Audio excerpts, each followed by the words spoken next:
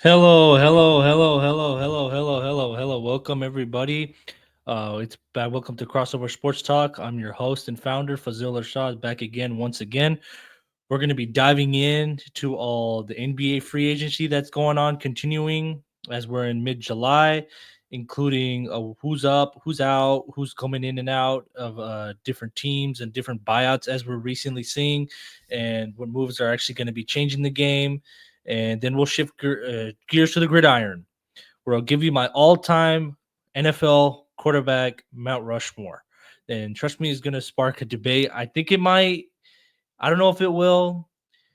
It may or may not, but it's just depending on, how I see things, and then history wise, opinion wise, including right now where some things maybe have changed in the possible past years or so. I would say in the past 10 years, maybe somebody entering, somebody leaving, um, the Mount Rushmore.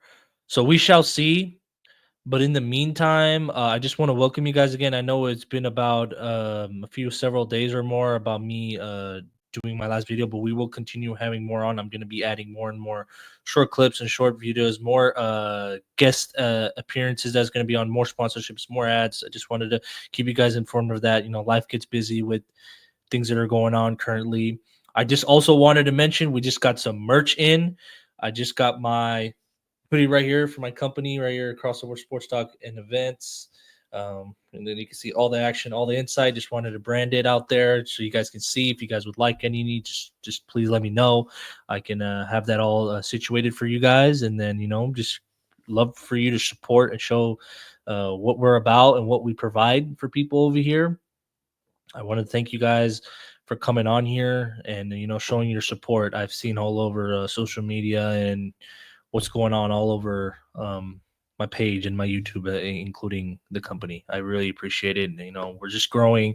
We're slowly getting there, but I know you guys probably been seeing some reels that I had with Cena and Giancarlo Carmona with hopping on their pod explaining what we provide and give over here, and also want to give a big shout out to them, for having me come on their Unleashed with the podcast over there that they have. Very, very two great individuals, really respectful and great into what they're doing. So I'd really appreciate, you guys can also continue to follow them on Instagram, or, if you have any notices, they're also on Instagram as well. I'll show you guys, or Facebook. I'll also mention them over here. And so then you guys can also, check them out. Really solid people, amazing people. And then now what we'll do is we'll get into the NBA free agency just a little bit more. Not so much, I would say, in the past week. There is moves slowly that is going on. We're through a couple waves of it, but there have been some pretty moves. I'll probably get into maybe a few moves, including what happened with Bradley Beal in his buyout with the Phoenix Suns. He did eventually sign with the Los Angeles Clippers on a 2-year deal. Forgot how much it was for eventually, but I'll look into that. But it was a 2-year deal for Bradley Beal.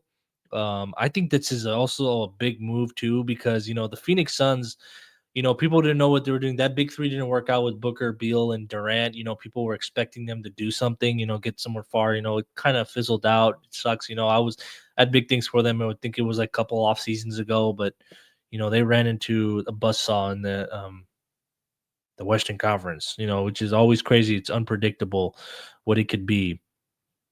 But happy for him. He does provide scoring. He does provide shooting. He does provide that still. But people are saying like, oh yeah, he's not that good on the defensive side, but majority when you're going to need scoring, he can definitely be there. But with the Clippers, they already were pretty solid defensively. I know they do have James Harden, Kawhi Leonard, Bradley Beal. They did add Brook Lopez. They did trade Norman Powell to the Heat, so they did replace him with that, with a little bit more consistent scoring, even though Norman Powell was solid. It was a 2-year, $11 million deal. This includes a player option for him into the 2026-2027 season. He can potentially become a free agent again next summer if he wants to do that. So the Beal will reportedly give back around like 13.8 million and 110 million remaining that's on his contract with the Suns. The Suns will stretch out that $97 million over the 5 years, creating $19.4 million in dead cap each season. So they did take a pretty hit, but the Suns are looking to reset, as I wanted to mention. So they did add Dylan Brooks and Jalen Green, a young star, and then upcoming, and then including with Dylan Brooks providing some defense and that spark with the leadership, as he did in Houston, as you saw, made a big difference there, coming in from Memphis to Houston, and now Houston going to Phoenix. So Phoenix also with their draft pick, what they did, they used that 10th pick that they got out of Houston from that Kevin Durant trade. I think they're slowly going to be rebuilding. I'd say in the next 2 years or so, they're depending on what they do, but they really wanted to start over, and I think this was a way to start over with them. But they still have Devin Booker. Don't get me wrong, he's solid. He's still very good. So that's going to be a pretty interesting one. And then but it's really tough in the Western Conference right now. So we're not going to really expect much with them because there's so many good teams right now. So I think it's going to take them some time, but who knows, they could potentially be even better than what we expect. It's just unpredictable with sports, including the NFL, as you see, and NBA. You don't know which team can come up and just, you know, to shock people or just do better than what they're expected, or some teams that we expect to do good, they don't exceed their expectations, or they don't even meet up to expectations of where people we expect them to be, because it's just the nature of the league. It's the nature of playing in pro sports. Coaching matters, schematic matters, the want matters, the desire to be great. It's hard. Injuries happen throughout the leagues and whatnot, so it's really difficult. So to what I would say, so we teams have to be, I think, really gelled well together. They got to work together. They got to do their best. It's just, if you don't bring your best, like teams say, like, you can find yourself out of the league in a few years or so, or in the next league, because if you don't humble yourself, you will be humbled. That's what they say in the league. I know Kyle Shanahan from the Niners head coach mentioned this on Chris Sims' podcast about like 5 years ago during COVID. He says that you always have to remain humble. He's like, no matter what record we can be, you can find yourself getting that, you will be humbled before you think you can get humbled. Like, you can think we're at the top of the world and we're there, but you will get humbled real quick. Trust me, and it's not going to be good. You have to know how to bounce back. It's that mental edge, So shout out to him mentioning that, just keeping teams and head coaches or ownership, GMs, keeping teams level-headed, so they're ultimately going to try to go and achieve their main goal, which is eventually winning a NBA title, NFL title. It's just, it ain't easy. The other deal that I also wanted to mention was Marcus Smart. Marcus Smart headed to the Los Angeles Lakers. This also provides, people are saying, like, oh, they could have got him like 5 years ago. He's like washed now. And I don't think he's necessarily like washed completely yet, but he does bring some perimeter defense, which the Lakers badly needed, including losing on Dorian Finney-Smith. They did add DeAndre Ayton, are scoring big.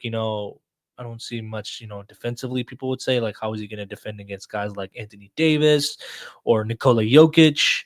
So it's going to be pretty interesting, but they needed some scoring on that size that they had. They didn't have it, which was really affecting them during that first round matchup against the Minnesota Timberwolves, which Rudy Gobert people were saying looked like Shaq, especially in that game 5.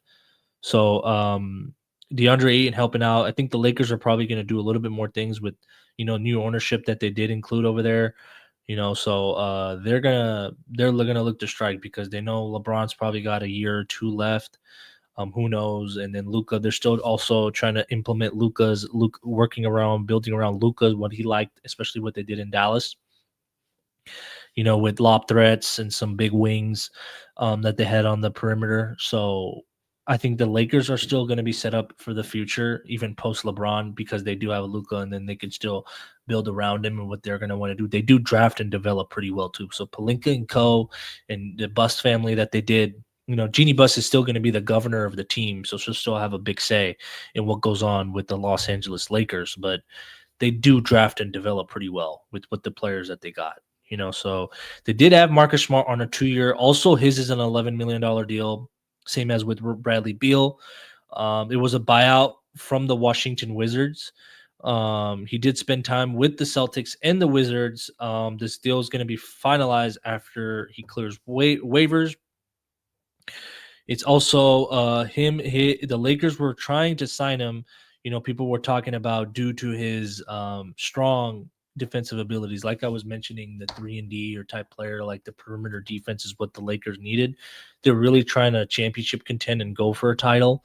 So they're also going to need to create space, including what people were saying was to add another center that was they're trying to bring around. But I really like this move, to be honest.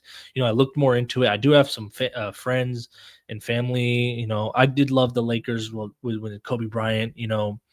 When Kobe Bryant brought me into the sport, like when I was watching him growing up, he's the reason I love basketball. I know I got today, like growing up in the Bay Area, the Warriors are there, Lakers are, but that's what keeps me a special part of my heart with the Lakers. So it's just like, I think it's a good move for them. Not trying to be biased, but even including my friends and family that do follow the Lakers really well, I'd also do too, is just like what he creates, especially for the Lakers. So I think it's a pretty good move. I like it. But I think they still have some work to do.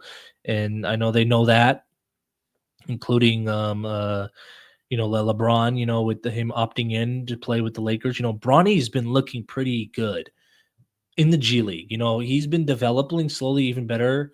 What people were expecting. I think he's going to be solid in this league. It's going to take him maybe some time, maybe especially with the way things are going, how the Lakers are orchestrated and created. But, look out for them. I really like the younger brother too, the other LeBron's son, Bryce. I think he's got potential.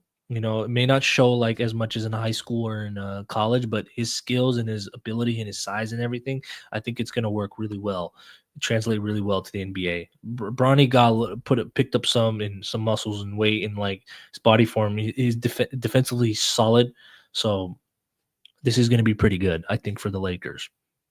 So what we'll do honestly now is we will see. We shall see what goes on.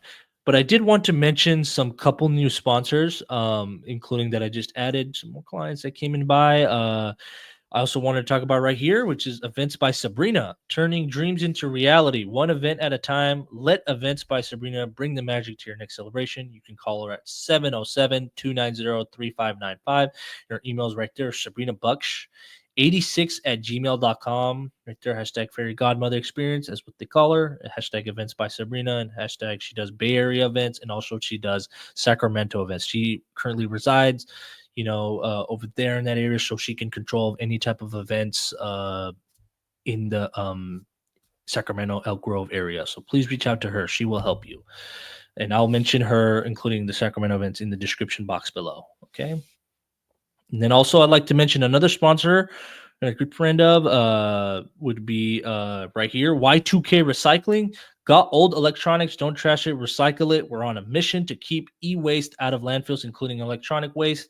You can reach out to them at 510-925-9919. Emails info@y2krecycling.com. Website www.y2krecycling.com. Hashtag Y2K Recycling. Hashtag e-waste solutions and hashtag recycle. So if you want to reach out to them for any waste, electronic waste, any type of recycling, please reach out to Y2K Recycling right there in their description box right here. I'm going to mention their full details below. And then you guys should get going from there. Okay. One more before I come back to my next topic is Rallysport Engineering. Subaru repair specialist, free estimates, and 2015 Harbor Boulevard in Costa Mesa, California.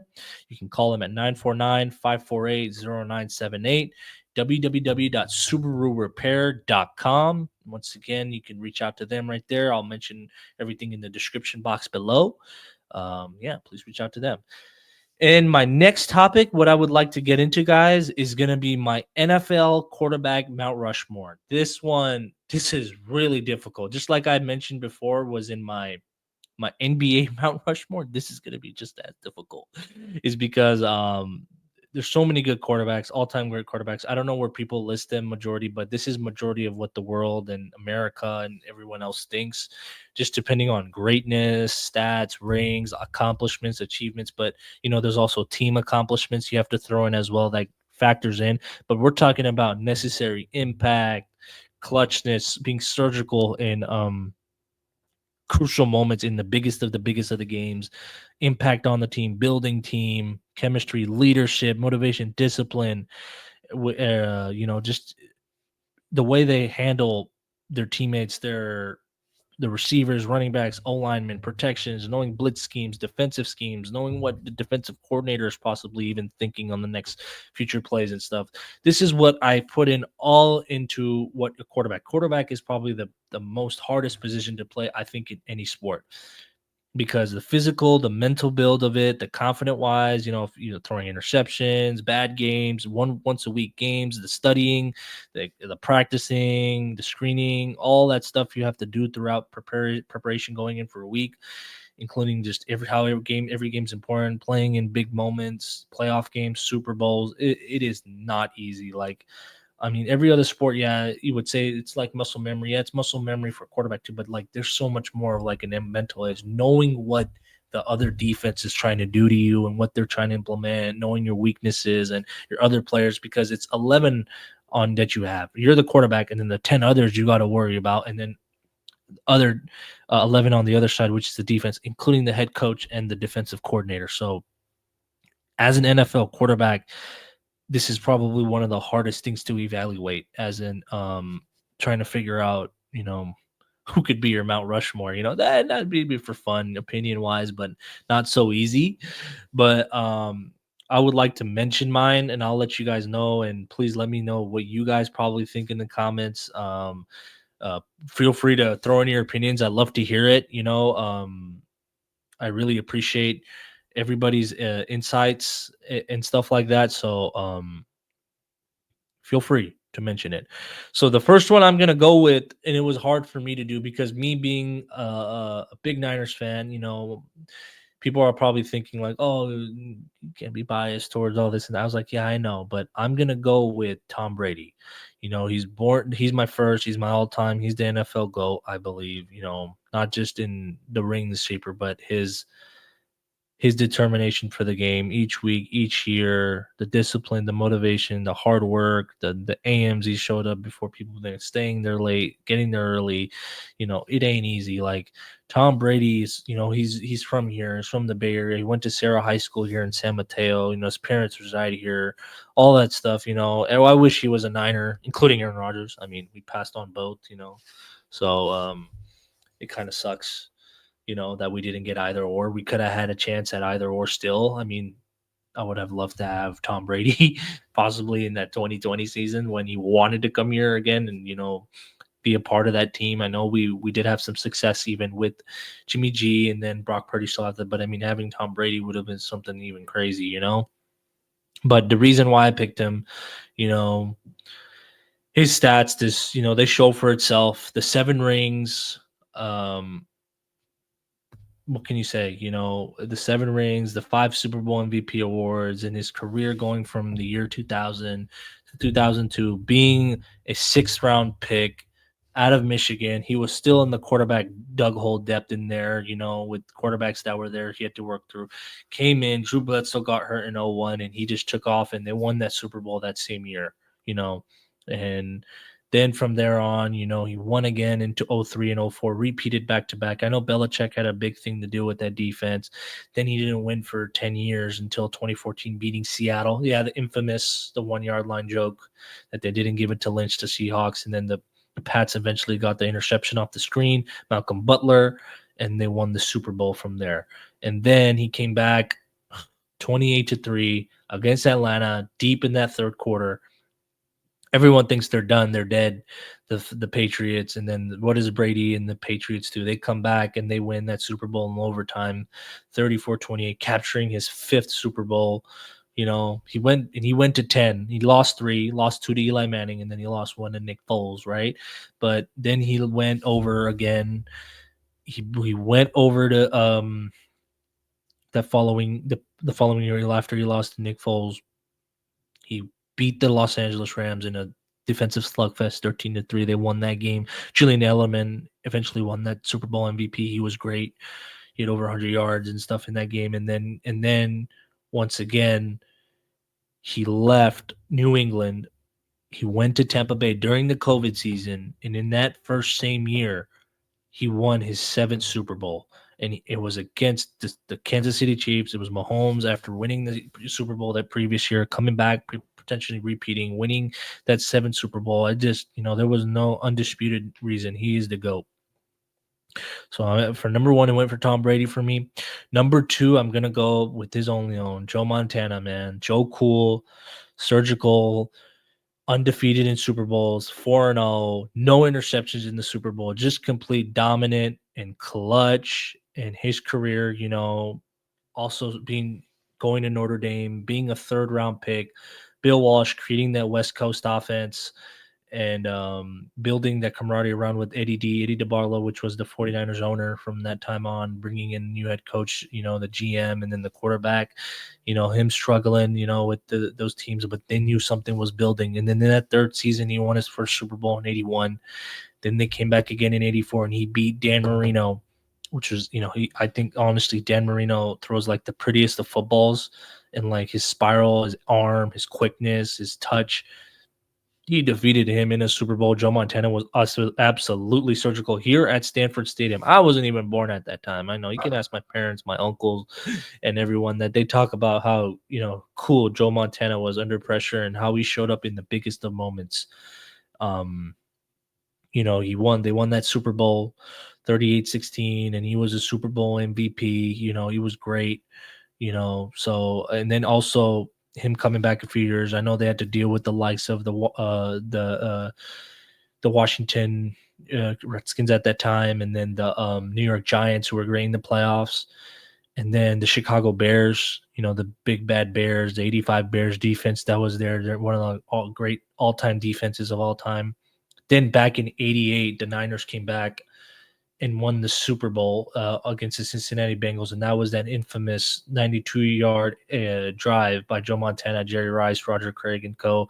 And he's the one that pointed over to the other side in Miami saying, hey, there's John Candy. And they're in their last Super Bowl. They're in their last drive. I mean, it was 16-13. They're down, and Joe Montana pointed over and said, hey, there's John Candy over there. And then I was like, John Candy, we're talking about John Candy. We have to go score here. And, Harris Burton is like, we fought through everything. I saw that America's game. And he just went down the field just methodically with Jerry Rice, and they won through that game winner to John Taylor, getting him that 3rd Super Bowl. And then Bill Walsh retired, and then in 89, he did complete flat out dominance against the Denver Broncos, 55-10, and he was a Super Bowl MVP. And then eventually he left the Niners. He should have retired. Steve Young took over.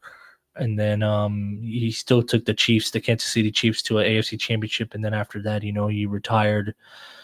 He had his jersey retired with the Niners and was eventually inducted into the Hall of Fame. So he's number 2 on my list. And then my 3rd one, this one was pretty difficult. It could have gone either way. But, I have to go with him since he's almost already there. I mean, I think he still probably is going to win more Super Bowls. I don't know how many, don't get me wrong, but he's still in the league right now. He's haunted my team twice in the Super Bowl. It's got to be Patrick Mahomes. The reason is I'm going to go with Patrick Mahomes is he's already got 3 Super Bowls, 3 Super Bowl MVPs, beat the Niners twice, was the clutchness of the bazooka of an arm. I know he has Andy Reid, Travis Kelce. He did have Tyreek Hill, but Tyreek Hill left after that first Super Bowl, in the second year. And I'd say in 2021, he left. And then went to Miami after that season. He did, his record breaking, throwing 50 touchdowns first year starting, MVPs already. 3 Super Bowl MVPs 3 times, losing twice. Did lose this year recently to the Eagles. In that crazy game. I mean, everything looked bad for them, for the Chiefs, and then him losing to Tom Brady eventually in that one in 2020. He's still 3-2 in Super Bowls, 5 Super Bowls. I mean, and he's been starting since 2018. He was a rookie in 2017, but his first year starting wasn't until 2018. So out of those, was it like 18, 19, 20, 21, 22, 23, 24? So he started 7 years already, 8 years in the league. This is going to be year 9, 7 years. Out of 5 of those were in the Super Bowl. And in every year he's been starting, he's been in the AFC Championship every year. Not the divisional, not the wild card, where he's lost out of. He's it's either a loss in the championship game, Super Bowl, or wins in them, or wins in the Super Bowl. And his career is still not even done. Like, especially with the way the leagues are, how the league rules protect quarterbacks today, you still have that much protection, including how many years he still has. He still has Andy Reid. I still think the Chiefs are going to be great. It hurts me to say that, as a Niner fan, but he probably is going to win another 1 or 2, maybe 3. I don't know. Who knows? He may win even more than that. Who knew Brady was going to win 7 at that time? So Mahomes still there, but I had to put him at 3 because of those reasons. But you can change him around possibly if people don't think he's still not there. But I think honestly, I'd put him there right now because people were talking already about the GOAT, but I don't think he's past Joe Montana yet, in my opinion. But he can. Who knows? We shall see. And then the next probably ones I'll talk about, number 4. There my 4th Mount Rushmore, which has been my last one. This one was really hard for me. This one I could have threw so many quarterbacks there. There's like the likes of John Elway, Terry Bradshaw. There's Troy Aikman. There's Peyton Manning, can't forget about him, So the one I went with was my favorite, I'm going to go with, and I actually did love him as a quarterback, and I did love watching him play, especially how he is on the Monday Night Cast with his brother, the Manning Cast with Eli. I'm going to go with Peyton Manning as my on my Mount Rushmore for number 4.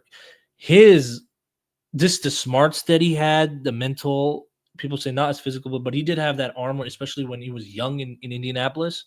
And then he won a Super Bowl there in 06, 05, 06 against, 06, 07 against the Chicago Bears. And then he ended his career with the Super Bowl win against the Panthers here in Super Bowl 50. It was in Santa Clara at Levi Stadium. It's been 10 years. Wow. And then the Super Bowl is going to be here too. It's Super Bowl 60 this year. So I put Peyton Manning. The reason I put Peyton Manning was, 2 Super Bowls, 2 different teams. His offenses were always great. I know he didn't have a defense every year, like the way you would say the likes of Tom Brady that he had. People would always compare those two together because the Manning-Brady era was fun to watch. The Denver Patriots battles and then the Colts and Patriots battles. This is the record-breaking. The years he threw like 55 TDs. Again, 2013 as a Bronco, and then they eventually got blown out in the Super Bowl against the Seahawks, and then him losing in the Super Bowl against the Saints, the Drew Brees and the Saints in 09-10. He could have had 4, but I think the reason was, like how we talk about it's a team sport. I think with Peyton Manning, he didn't have the luxuries of those defenses, but his stats, his accomplishments, his MVPs, everything matches up for Peyton Manning, I think, to be up there. Every year, his smarts, he would carry teams. He had the likes of Marvin Harrison, Reggie Wayne, Dallas Clark. He had Wes Welker in Denver for 1 year, and then he had Eric Decker and Demaryius Thomas, when he passed away, the late Demaryius Thomas. He was great. And then he did have the likes of Julius Thomas at tight end, O-line, and then he didn't have the best of offensive head coaches, really. He had John Fox. He was great. Don't get me wrong. John Fox was good, especially in Carolina, too. And then he had, he had Gary Kubiak in Denver. Gary Kubiak was good. They have Wade Phillips, too, as a defensive coordinator, was great. And then he had John Fox in Denver. But, with what they had, he didn't have the likes of like a Belichick. He didn't have the likes of like a who would him, Andy Reid or a Mike Holmgren at the time, or a Shanahan or Mike Shanahan, But he did, not to mention that his OCs or quarterbacks weren't great. They were great, but like to the level of extent to those Hall of Fame levels. Peyton Manning exceeded a lot of expectations. Even as a rookie, threw a lot of interceptions, but throughout his years, man, he was amazing. Won 5 Super Bowl MVPs, 2 Super Bowl rings, 1 Super Bowl MVP, and it's crazy. The other debate that I had, who you were possibly going to put there, in my top 10, but I don't know about my top 10s, is Dan Marino. Dan Marino and Miami Dolphins. He didn't win any rings, but he went to a Super Bowl. He lost to the eventual Joe Montana, but his stats, the way he threw football, got guys open, his arm, his quickness, his touch, and his greatness. Dan Marino was also amazing too. I can't forget about Dan Marino. And then, the likes, you had John Elway too. I love John Elway. He was great. Terry Bradshaw is there. Troy Aikman is there. I may be missing a few other, Johnny Unitas and boys, Fran Tarkenton. The greats of these guys are something else. All right, guys, I'll be mentioning a few more sponsors, and we'll be wrapping up soon. And then I really appreciate you guys coming on. All right. Right here, I'm going to be mentioning Rallysport Auto Spa, Premium Subaru Detailing, Interior, Exterior Clay Bar. Book now at 949-691-6239. You could email them at service@rallyautospa.com and their phone number right there. I'll mention all of these sponsors in the description below so you guys can reach out to them for your needs, okay? And then also SubiGarage and Auto Sales. Quality used Subarus, clean titles, great deals.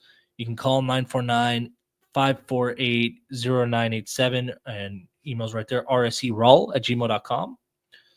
They're great people. You can follow them anytime. And then also I like to mention Blaise Stanfield-Ellison, Realtor at Interior Real Estate Services, a Berkshire Hathaway affiliate. He specializes in residential real estate across the Bay Area, helping clients buy and sell within confidence, care, and local expertise. And he helps with investing too. Reach out to my guy Blaise. He's great. And his phone number right here is 510-364-7083. Blaise's phone number. And you guys can also reach out to Mohammed Shiraan for LawPro legal services and evictions, disputes, 3-day and 30-day notices. It's residential, commercial, and mobile home parks. His phone number is 916-709-5518. It's Mshiraan@yahoo.com. And then also you can mention is Ibnaez Wahid, broker associate, realtor, Berkshire Hathaway HomeServices, Elite Real Estate. You can reach him out at 510-329-3927. And also another number he has is 916-667-3465. His email is IBOhomes@gmail.com, serving the Bay Area and Greater Sacramento. Then can't forget also my people, John Carlo and Zena Carmona, licensed financial professionals, helping individuals and families build generational wealth, eliminate debt, and protect their future. You can reach out to Zena at zenayassin063@gmail.com. And then also her husband, who also I like to mention right here, is John Carlo. We call him Galib too, is John Carlo. It's spelled wrong, but I'm going to spell it in the description box below. John Carlo with the OU at gmail.com with his phone number is 858-405-6743. You can reach out to them. Okay. And then also I'd like to mention a few more before I get off of here. It's for sale. AJ and Michelle Chand, real estate and loans. You can reach out to them at 916-549-2425. And the email's right there is ajnesh.john@xprealtor.com, sponsored by Crossover Sports Talk. Okay, and then I do have his license below. I can, if you guys like, right here. His license is 018-02444. Broker license is 018-78277. Okay. And then one more sponsor I'd like to mention, last final, is it's Trailer Pros, expert trailer repair and custom metal fabrication, reliable, mobile, built to last. You can reach out to them. Reach out to my guy at 916-812-2513, trailerpros@gmail.com. Best in trailer repair. Anything you need, they can provide you for them for any trucks, any damages or whatnot. They will be at your service for that. All right, guys, those are all the sponsors. And also I'd like to mention to you guys, I appreciate you guys tuning in, showing the like and subscribing for my podcast at Crossover Sports Talk and Events, and including following my Instagram, which is Crossover Sports Talk. And you can also follow me on Instagram. I'll mention my Instagrams below for my personal and then the business one for Crossover Sports Talk. I really appreciate the support and likes and everything. You guys shout me out, giving me all the crazy support and all that. You guys are amazing. We're growing on Instagram. We're growing everywhere. I'm gonna keep having more guests and sponsors on, so I'm probably gonna have someone on very soon. So you guys stay tuned. I'll be coming on again, but just to keep advised, and then I'll continue making shorts and making everything else afterwards. So keep giving you guys more content and support. Really appreciate you guys. You guys have a great rest of your day and enjoy the Sunday, and then enjoy the rest of your week. Working hard, keep doing your thing. Thank you guys. All love and support. Have a good one. Okay. Bye bye.